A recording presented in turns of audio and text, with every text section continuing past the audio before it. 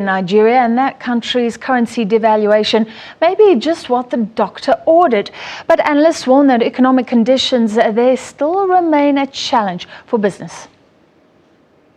The Nigerian naira weakened against the dollar for the second day today.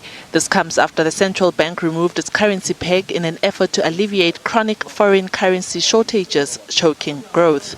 Companies that are doing business in Nigeria that want to repatriate their funds, it was difficult for them to get the money at the official rates, so it affected their ability to be able to transact business as they normally do.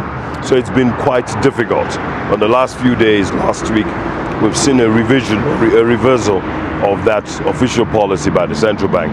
So they've now introduced a fixed float, what they call a floating rate, a flexible exchange rate that would enable people to be able to access foreign exchange.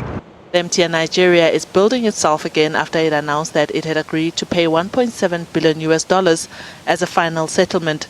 Analyst Nkosi Nyanga says that the devaluation of the currency is a boon for MTN.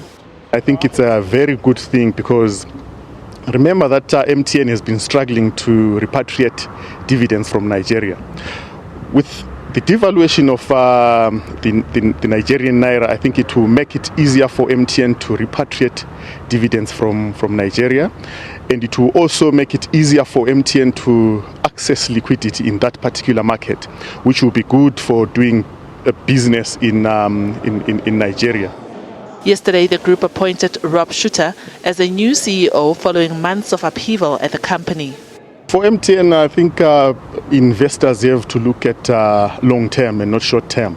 Short term, yes, we might have all these upheavals, the devaluation of the naira, but remember that with this devaluation, we're only going to see a very big impact in probably their 2016 numbers. But going forward, the impact would have been lessened, and from the big impact in 2016, the way forward 2017, 2018 into the future will probably, the impact will be very positive compared to what's going to happen in their 2016 numbers. MTN plans to increase its capital spending in Nigeria. It will do this to start a fiber network rollout in 6 cities and extend 3G coverage to 90% of the country in 2017. Diabo Seto, SABC News, Johannesburg.